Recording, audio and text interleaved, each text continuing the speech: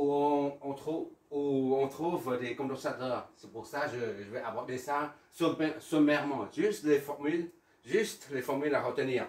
Il ne faut pas entrer dans les détails parce que nous, j'insiste sur le fait qu'on est dans la vie active. On est dans le monde du travail.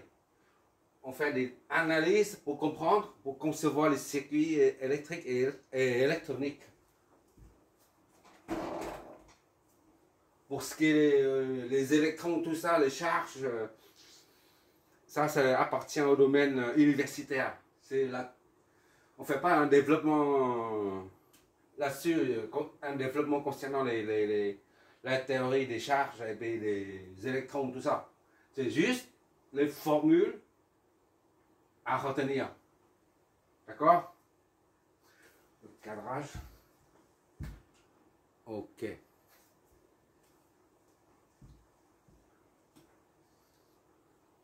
Bon, c'est quoi un condensateur?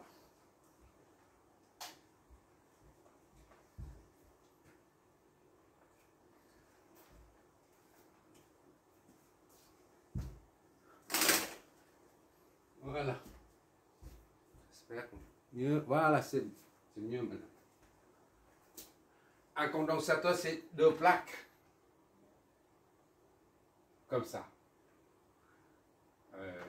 Deux plaques métalliques. D'accord? La première. Et la deuxième qui est là. Aussi. Voilà, deux plaques.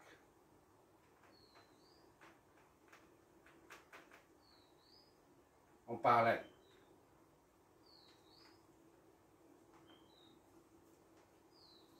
Et en vue de profil, ça fait ça. Voilà. Le profil. Deux plaques. D'accord? Ça, l'épaisseur de deux plaques.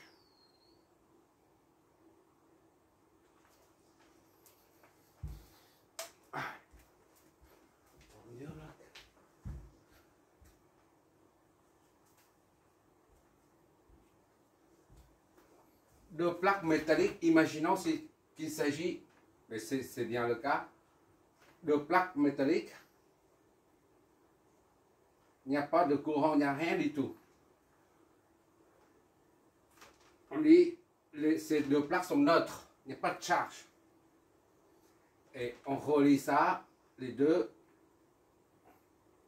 à une pile externe. Moins et plus. Immédiatement un courant qui circule dedans. Arriver là. D'accord? Et le courant crée des charges.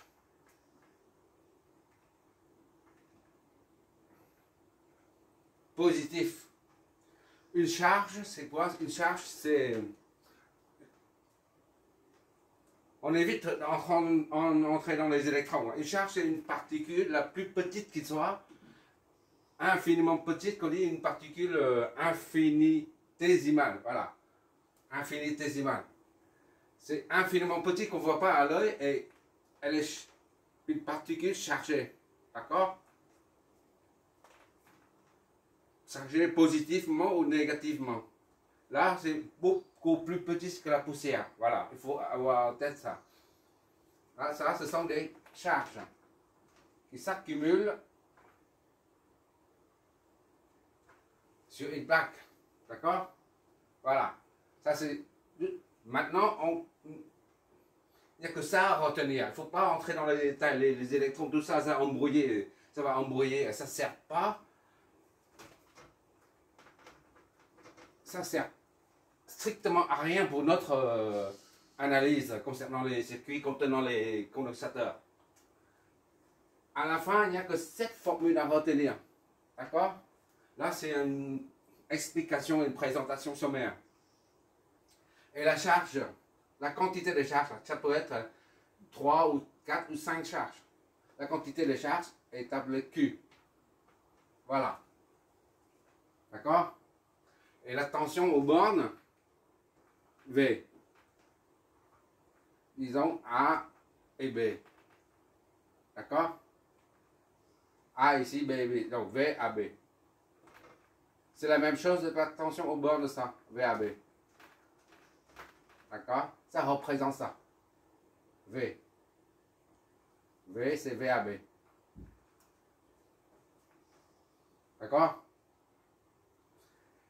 Et C, c'est ça. C, est défini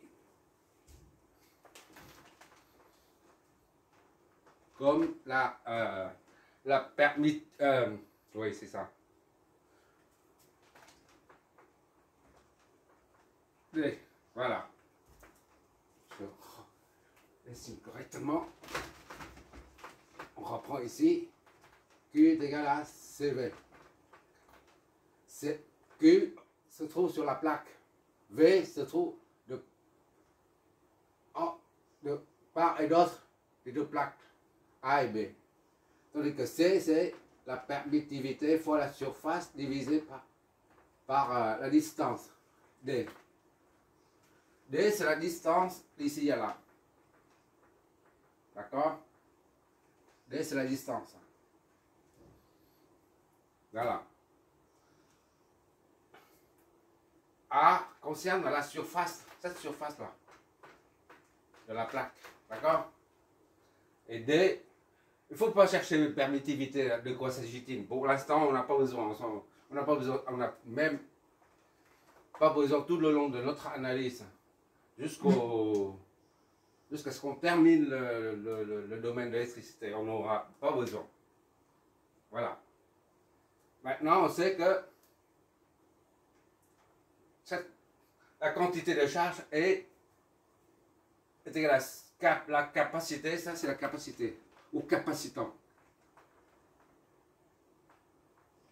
Il y en a qui appellent ça capacitant, d'autres capacité.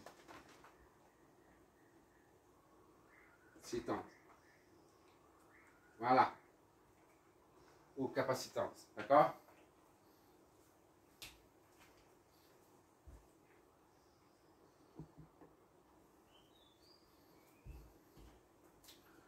Appelons ça, c'est première formule. Deuxième formule. Il suffit de remplacer ça dedans. 1 et 2, ça donne Q est égal à C epsilon A sur D fois V. C'est ça? Fois V. Donc,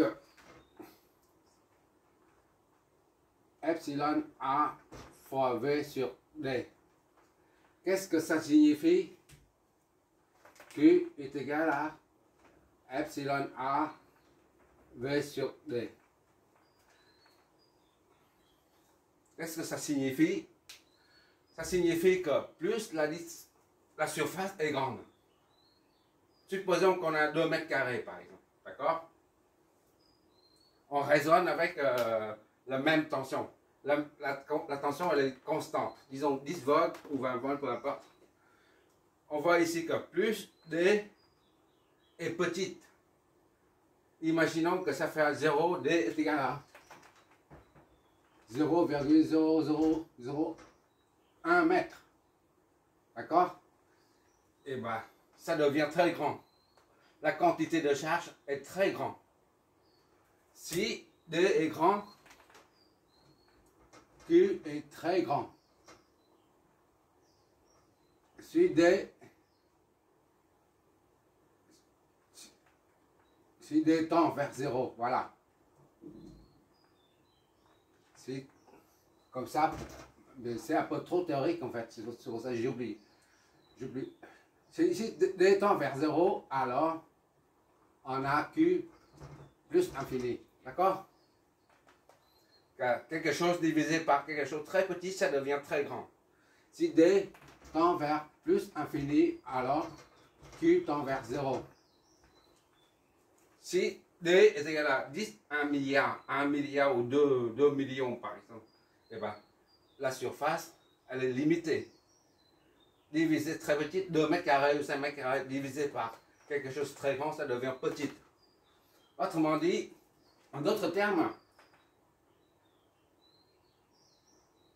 si les deux plaques sont très proches, l'une de l'autre, comme ça là,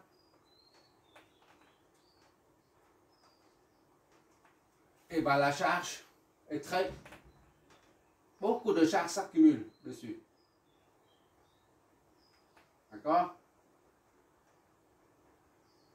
Il y a beaucoup de charges qui s'accumulent dessus. Par contre, ça c'est des très petits. D'accord? Petit, je fais ça. De presque zéro. On a ça. Du très grand.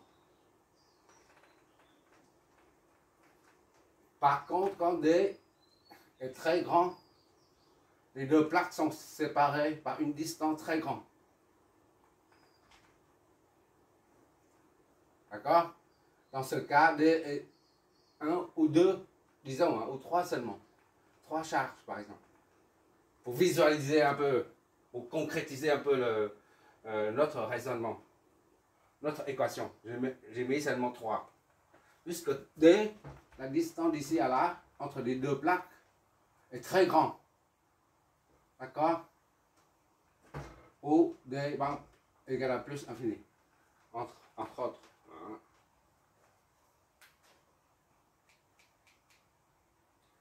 Là, on raisonne à partir de cette équation-là. À partir du dénominateur. Il suffit de voir que la charge dépend de la distance entre les deux plaques. D'accord?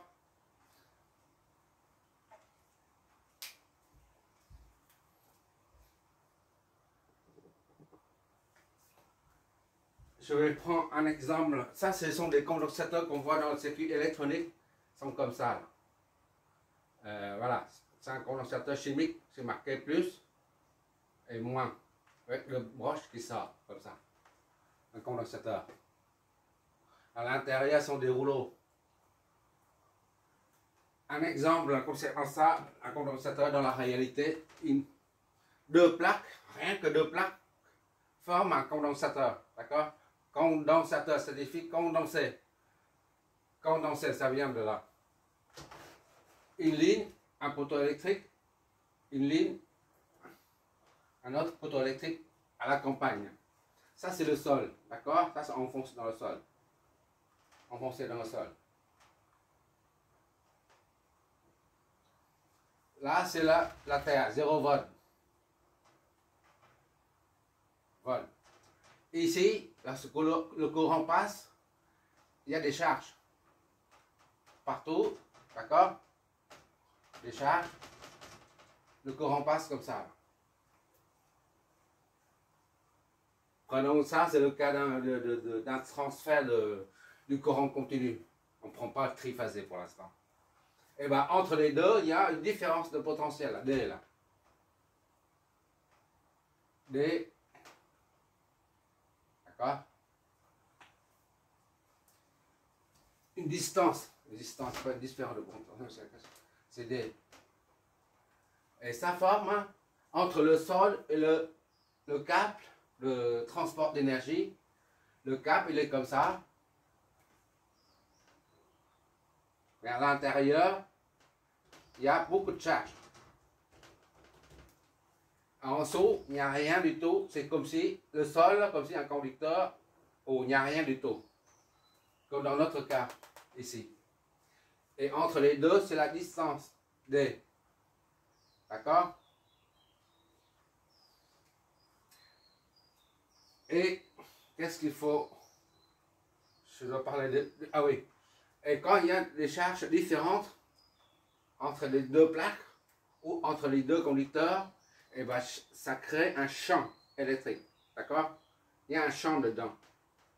Un champ, soit un champ électrique. On le matérialise par des flèches comme ça. Bon, j'évite d'entrer dans les détails. Un champ. Ça crée un champ électrique. Ce n'est pas un champ magnétique. Le champ électrique et le champ magnétique est complètement différent. Ça, c'est un champ électrique. D'accord? Il y a un champ qui règne au milieu, entre les deux plaques.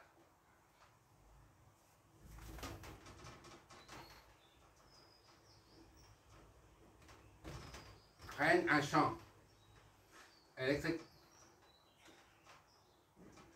Voilà. C'est tout ce qu'on a à connaître.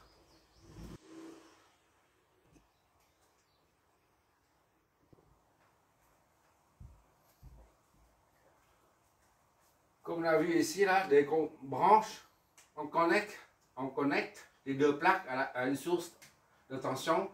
Les charges partent ici, là, de la source de tension pour s'accumuler sur cette plaque-là. D'accord? Ici, c'est pareil. Quand une usine de production produit de l'électricité, eh ben, lorsque le courant passe, ça crée des charges le long du conducteur. Le conducteur est dit chargé. Tandis que celui-là, en dessous, ça, c'est la Terre. La Terre est vue comme un conducteur. Donc le potentiel est nul. C'est-à-dire, ici et là, il y a un potentiel. Une différence de potentiel. Ici et là, il y a une différence de potentiel. Donc il y a un champ électrique qui règne à l'intérieur.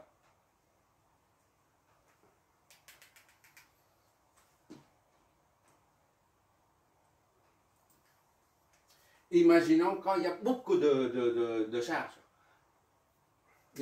En ce moment, il y a un moyen, il y a, comme ici, là. Quand les charges s'accumulent, plus les charges s'accumulent, plus le champ devient important. Et quand il y a trop de charges, plus il y a de charges, plus il y a de champ. Le champ devient intense. D'accord? Et jusqu'à un moment donné, comme il y a trop de charges, quand il y a trop de charges, le champ est brisé. C'est-à-dire quoi? Le champ est ce qui dit champ dit force. D'accord? Champ électrique. À l'intérieur du champ électrique, il y a des forces électriques invisibles. Quand il y a trop de champs de charges accumulées partout là, même à l'extérieur, et ben comme les charges vont traverser pour arriver jusqu'à là. Les charges positives là, les plus là, vont traverser pour rejoindre le zéro. Comme si on a deux toiles. En haut et en bas. En bas, on s'en fiche un peu, mais en haut, on met beaucoup de cailloux. On met 5 cailloux. Ça tient encore. Mais quand on met trop, eh ben ça devient comme ça. D'accord? Quand il y a trop de cailloux, ça veut dire trop lourd. Sur trop lourd, imaginons une planche en bois. D'accord? Quand on met trop, eh ben la planche en bois se fléchit vers le bas. Et jusqu'à un certain moment, ça va casser. La planche est cassée. Et tous les cailloux vont tomber. D'accord? Tous les cailloux vont tomber. Et ben, les cailloux prennent la place des charges. Quand il y a trop de charges, à un moment donné, eh ben, ça va percer. Les charges vont percer le champ pour arriver jusqu'en bas. D'accord? C'est ce qu'on appelle un arc. On crée un arc électrique. Un arc électrique. Voilà, c'est un arc électrique qui se produit. On voit ça dans la nuit, arc électrique. D'accord? Quand il y a trop de charge, l'air qui se trouve entre les deux là, devient conducteur. Au début, c'était l'air qui isole les deux plaques. Et après, quand il y a trop de charge, l'air est ionisé. C'est la raison pour laquelle je ne veux pas entrer dans les détails, c'est pour ça. C'est le cas des usines. Quand l'air est trop... Quand le champ électrique devient très intense, alors très intense, dans ce cas, l'air est complètement ionisé et il devient conducteur. Ce qui laisse les charges accumulées ici là, de passer à travers l'air. on n'a plus besoin de conducteur pour conduire.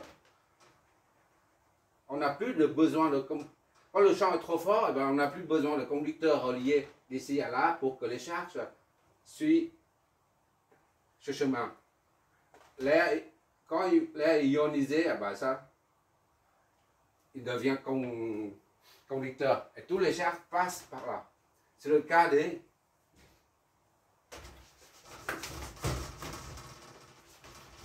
nuages chargés.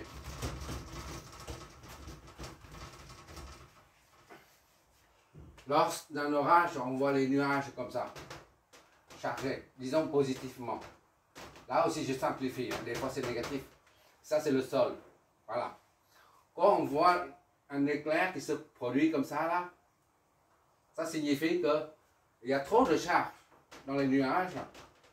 Et par conséquent, il y a le champ entre le nuage et la terre et le sol est tellement intense. À ce moment-là, l'air est déchiré. Il y a une force. Quand le champ est trop intense, l'air devient ionisé. Ionisé, voilà. Et il laisse passer un courant, c'est-à-dire les charges qui circulent dedans, pour atteindre le sol. Voilà. Ça, c'est comme deux plaques encore, comme deux plaques du condensateur. Celui-là se trouve en haut et celui-là se trouve en bas. Ça pour décrire un peu le fonctionnement d'un condensateur, d'accord?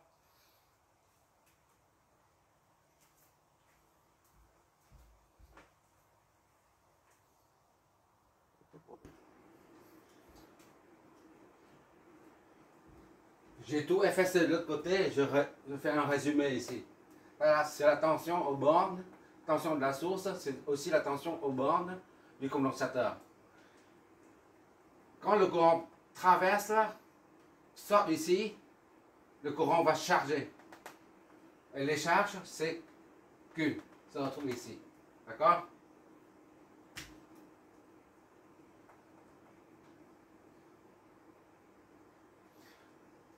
Qu'est-ce qu'on peut...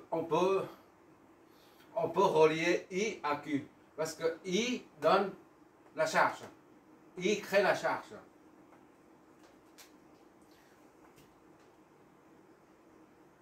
Le courant qui traverse, qui passe dedans là pour charger là, est la quantité de charge par unité de temps. D'accord? I est égal à Q sur T. Plus à l'instant T est égal à 0. Q est nul. Il n'y a pas de charge. Dès que le courant passe, T est égal à 1 seconde par exemple. Q est égal à 3 coulombs par exemple. Je mets 3 coulombs. Et quand T est égal à 4, à 10, à 5 secondes, Q est égal à 200 par exemple. Ça signifie que le courant I est exprimé en fonction du temps.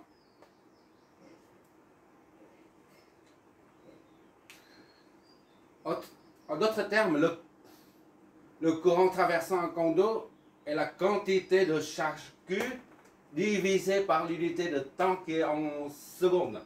D'accord?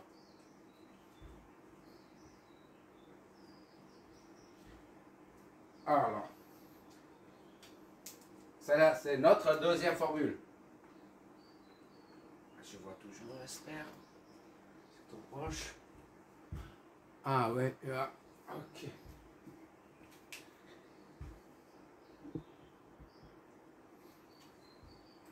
Et au lieu d'exprimer en secondes, la durée en secondes,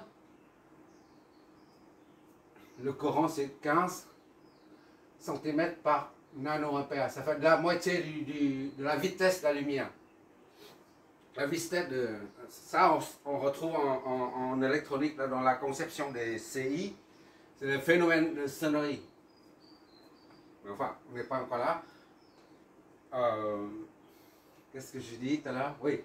Maintenant, imaginons qu'une quantité infinitésimale de temps, au lieu d'avoir des secondes, on a 0,0, t est égal à 0,0000001 seconde. Disons 1 milliard, 1 million, 1 sur 1 million, 1 sur 1 million, d'accord, de secondes. Dans ce cas-là, on va voir, on dit infiniment petit, et pour dire infiniment petit, on dit, on marque comme ça, dt. Une différence tout petite, pour dire une différence tout petite. Par exemple, ici, le temps t est égal à 1. D'accord? Et T1 est égal à 1 et T2 est égal à 2, par exemple. Et ben, cette différence-là est tellement petite, très petite. Et pour dire qu'une quantité qui est infiniment petite, on emploie on utilise cette lettre-là, dt, d'accord, dt, tout petite, une toute entre ça et ça, il y a toute petite différence seulement, là, d'accord, toute petite différence, on dit dt, d'accord, pour une toute petite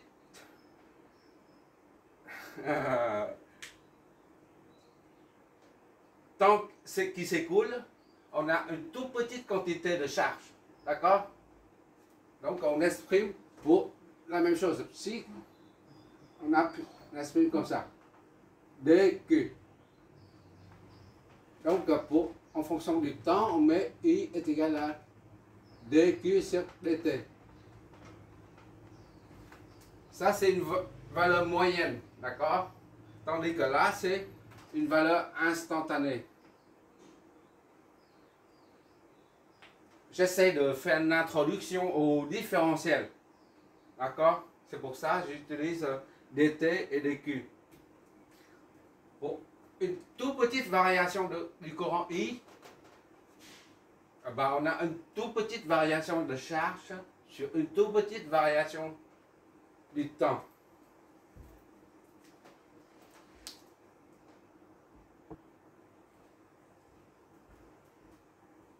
Pendant cet intervalle de temps très petit, on a une petite quantité de charge et une petite variation de la tension.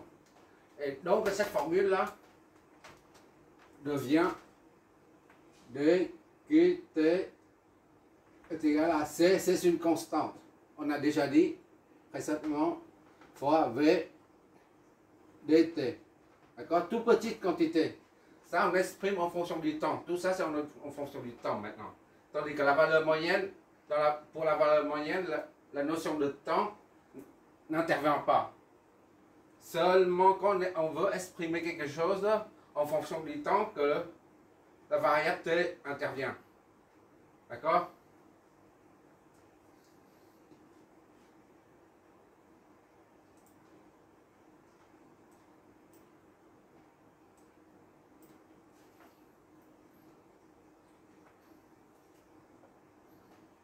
On remplace à partir de là 1, 2 et 3.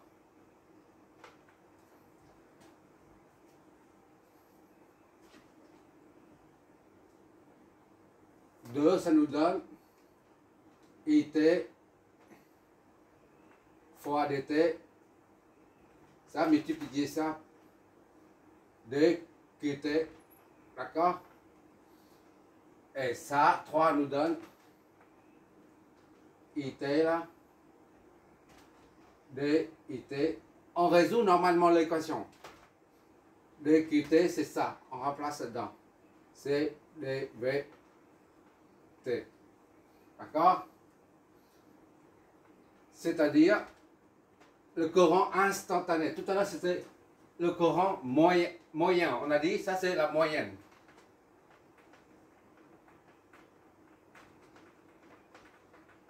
Moyenne. Ah, maintenant, on cherche la valeur moyenne du courant I. Maintenant, on veut la valeur instantanée du courant I qui circule dans le conducteur pour charger le condensateur. IT est égal à C dVt sur dt. Voilà.